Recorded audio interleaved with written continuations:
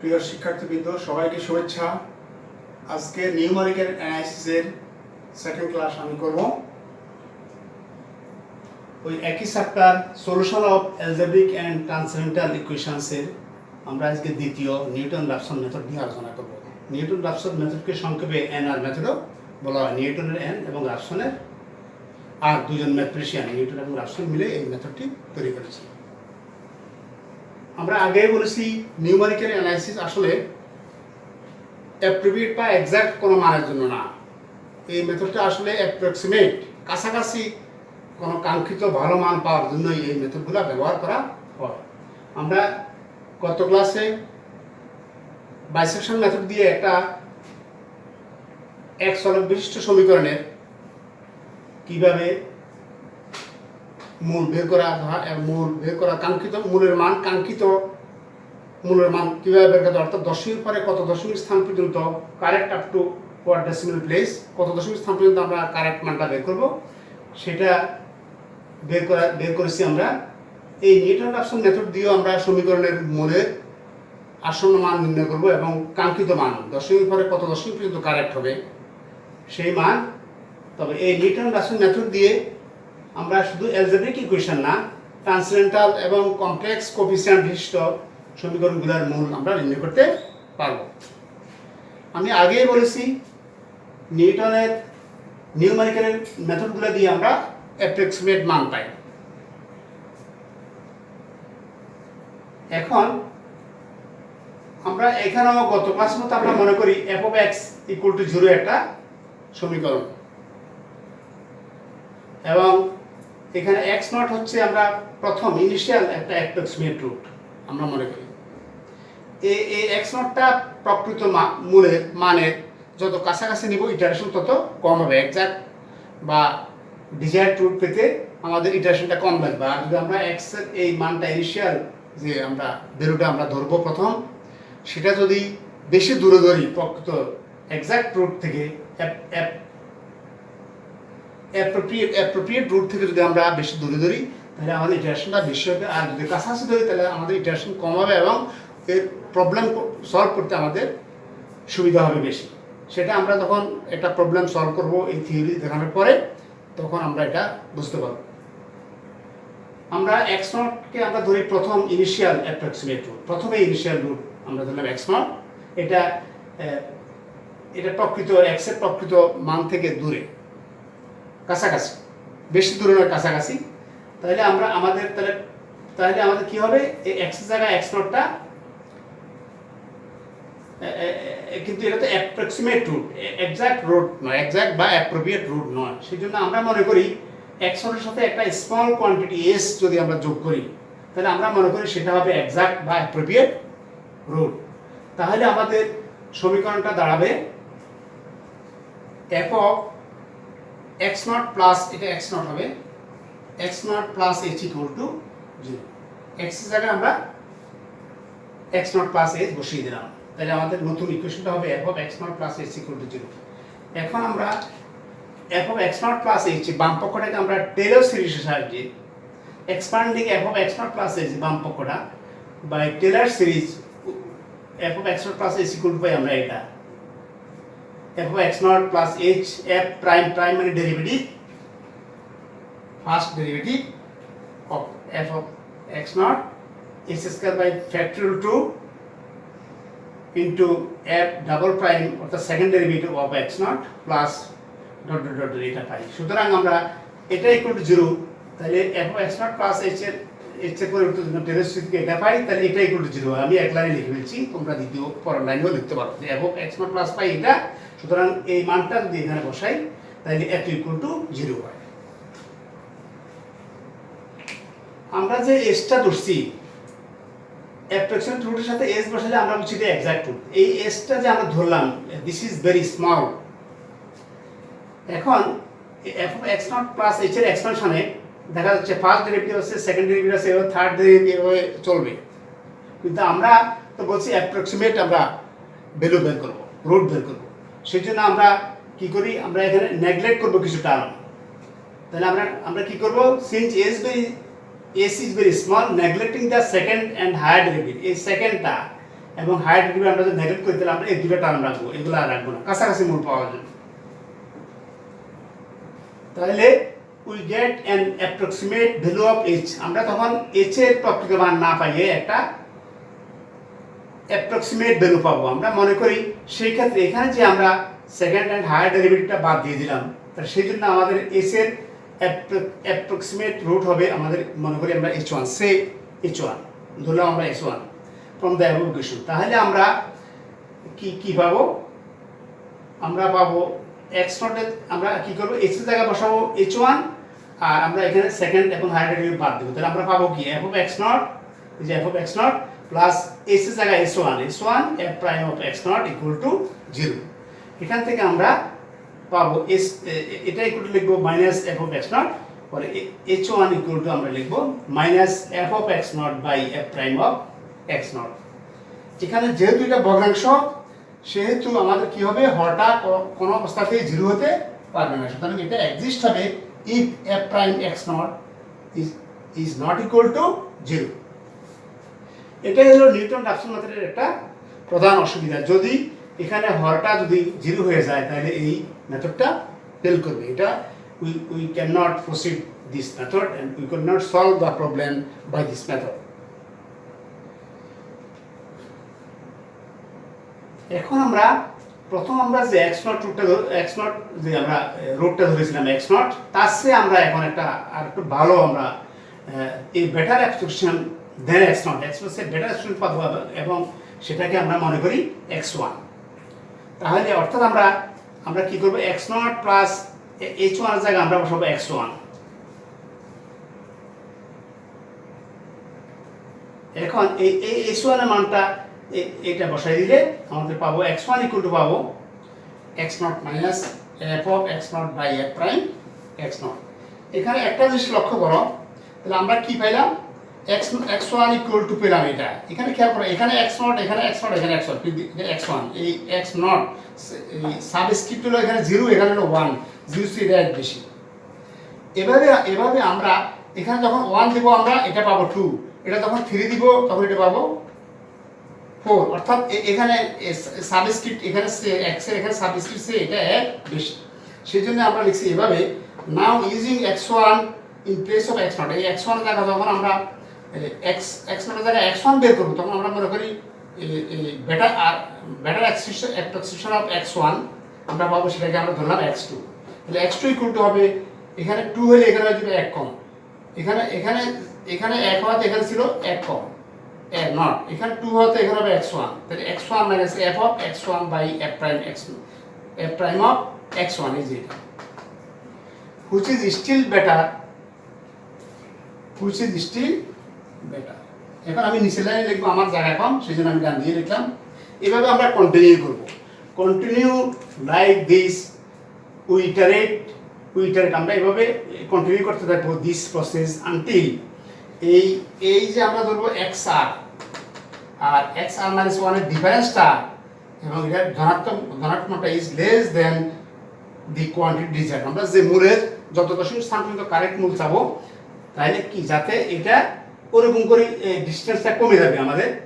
আমরা এখানে যে x0 ধরছি, এরপরে x1 x2 এই ডিস্টেন্সটা কমতে কমতে আমরা যতটুকু আমাদের প্রয়োজন ততটুকু শেষ হলে, ততগুলো ইটারেশন শেষ হলে আমরা বলবো যে here this is the our required root and this method of successful application is called Newton-Raphson method। এখন আমরা একটা প্রবলেম করব। এখন আমরা নিউটন-রাফসন মেথডের ইউজ করে ব্যবহার করে আমরা কি করব, একটা প্রবলেমে আমরা একটা एग्जांपल দেখব। সেই ইকুয়েশনটা কি, আমরা একটা রিয়েল লোড বের করব। Find a real load of this equation sin x = 10 × x - 1। এখানে দেখো ইকুয়েশনের মধ্যে sin x আছে, সুতরাং এটা অ্যালজেব্রিক ইকুয়েশন না, this is transcendental equation. Correct up to 8 decimal places, দশমিকের পরে 8 দশমিক স্থান পর্যন্ত যে মান, সেই মানের একটা মূল আমরা এই নিউটন-রাফসন মেথড, সংক্ষেপে আমি এনএল লিখেছি, নিউটন-রাফসন মেথডের সাহায্যে আমরা বের করব। তাহলে আমাদের যে the given equation is this, এটাকে আমরা ডান দিকে 0 করে নিব। তাহলে আমরা কি করি sin x কে ডান দিকে এদিকে নিয়ে আসি, তাহলে কি হয় tan x minus tan minus sin x equal to 0. The given equation is this. আমরা sin x minus tan x plus 10 করতে পারতাম, আমরা কি করছি এদিকে নিয়ে গেছি, এটা ইকুয়াল টু 0 করছি। 0 করতে বাম পাশটা আমাকে ধরতে হবে fx, আমি let fx ইকুয়াল টু বাম পাশটা, এটাকে আমি 1 নম্বর সমীকরণ ধরলাম। তাহলে আমরা এখন দেখব যে x এর একটা মানের জন্য একটা মান হবে পজিটিভ আর একটা মানের জন্য হবে নেগেটিভ, তাহলে ওই দুটো মানের মধ্যে একটা রিয়েল রুট আমরা পাবো। এটা হলো আমরা ইটারেশন মেথড বেস, আমরা বাইসেকশন মেথডও এই থিওরিটা অ্যাপ্লাই করেছি এবং ক্যালকুলেটরের সাহায্যে এগুলো বের করার কিন্তু একটা টেকনিক আছে, সেটা বইয়ের মধ্যে দেওয়া আছে, তোমরা দেখে নিবে। তাহলে আমরা যদি x এর জায়গায় 1 বসাই, তার মানে f অফ 1 হবে, দেখা যাচ্ছে যে মানটা সেটা দেখো নেগেটিভ লেস দেন 0, এবং f অফ 2 ইকুয়াল টু যে মানটা আসে সেটা পজিটিভ। তাহলে আমরা জানি যে গ্রাফটা যখন x অ্যাক্সিসে যে বিন্দু সেট করে সেখানে একটা রুট আছে, তাহলে তার মানে গ্রাফটা x অ্যাক্সিসের উপরে থাকবে নিচেও থাকবে। তাহলে আমরা এখানে x এর মান 1 হলে আমরা কি হয় মান f ফাংশন ধরুনটা পজিটিভ হয় নেগেটিভ হয়, আর 2 হলে পজিটিভ হয়। সুতরাং আমরা বেস বাইসেকশনের মতো আমরা ওই থিওরির মতো বলতে পারি আমরা 1 এবং 2 এর মধ্যে একটা রিয়েল রুট আছে। তাহলে এই জন্য আমরা লিখছি now from so at least one root lies between কি সংক্ষেপে আমি BTEN লিখছি, ইকুয়েশনকে EQN লিখছি সংক্ষেপে, between 1 and 2।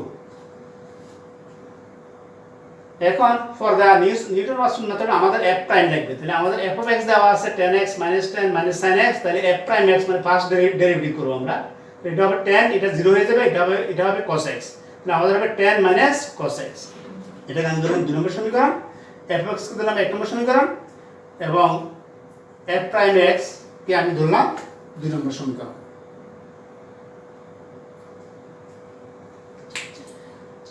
Now by using Newton-Raphson method we have আমরা কি পাবো x এর জায়গায় x নট বসাই দেব Newton-Raphson method, তাহলে আমরা xn plus 1 equal to পাবো xn minus f of xn by f prime f xn। আমরা জানি যে Newton-Raphson method মধ্যে এখানে যদি n থাকে xn থাকে যা থাকে সাবস্ক্রিপ্ট এটা এক বেশি থাকবে, তাহলে এখানে n থাকলে এটা থাকবে n plus 1।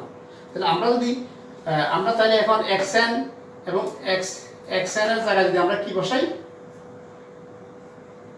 f of xn, আমাদের f of x আছে, তাহলে f of xn আমরা x এর জায়গায় xn বসাই, আবার f prime x আছে x এর জায়গায় xn বসাই, তাহলে আমাদের এটা কি হবে এটা হবে xn plus 1 equal to হবে xn হলো, আর এখানে f of xn হবে tan xn minus sin xn, এটা এই জন্য হবে, এবং f prime xn হবে f prime x equal to এটা, তাহলে হবে f prime xn হবে tan minus cos xn, এটা হবে। এটাকে যদি আমি সিম্পলিফাই করি লসাগু করে ফেলি, তাহলে আমার পরে এটাই থাকবে tan minus cos xn, আর লবে আমাদের এখানে ক্যালকুলেশন করে সিম্পলিফাই করে আমাদের আসবে tan plus sin xn minus xn cos xn। এখন আমরা এখানে দেখতেছি x এর মান যখন 0 বসাই তাহলে এটা হবে x1, x এর মান 1 বসাইলে এটা হবে x2, 2 বসাইলে x3, এভাবে। তাহলে আমরা কি করব এখন আমরা প্রথম একটা ইনিশিয়াল রুট ধরতে হবে। আমরা জানি যে রুট একটা রিয়েল রুট আমরা পাবো কত 1, এবং আমরা এখানে বলছি যে পাবো 1 এবং 2 এর মধ্যে, কারণ f of 1 হচ্ছে নেগেটিভ এবং f of 2 হচ্ছে পজিটিভ, তাহলে এর মধ্যে আমরা একটা রিয়েল রুট থাকবে।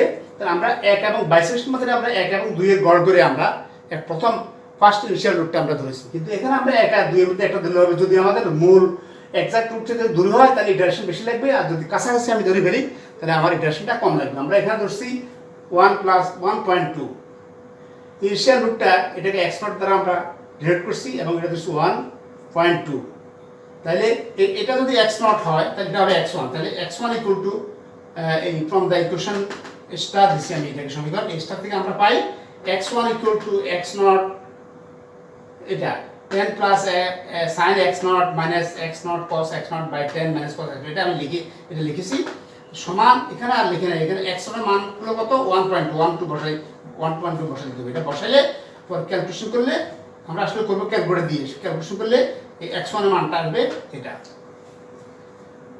এখন আমরা যদি n এর জায়গায় যদি আমরা 1 বসাই তাহলে এটা হবে x2, তাহলে x2 equal to similarly x2 equal to আসবে আমাদের কত, এখানে হবে x2 আর এখানে হবে আমাদের x1 x1 x1। তাহলে আমরা x1 এর মানটা পেয়েছি, x1 এর মানটাও কাছাকাছি অ্যাকুরেট। এখন আমরা x2 পাবো আরো মোর অ্যাকুরেট, আরো বেশি শুদ্ধ।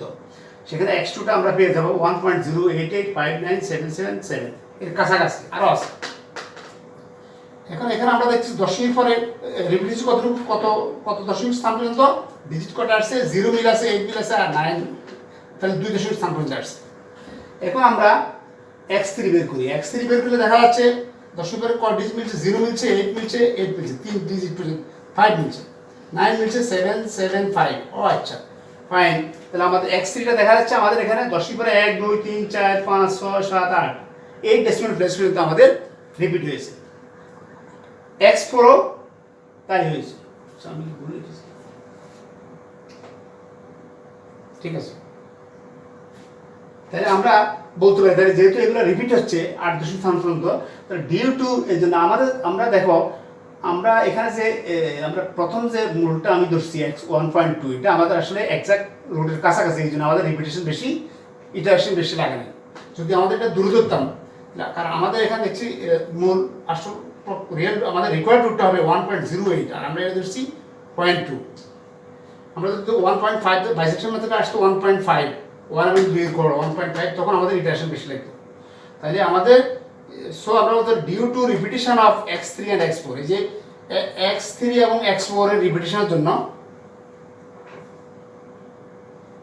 আমরা দেখতে পাচ্ছি এখানে x2 এর মানও রিপিটেশন হয়েছে।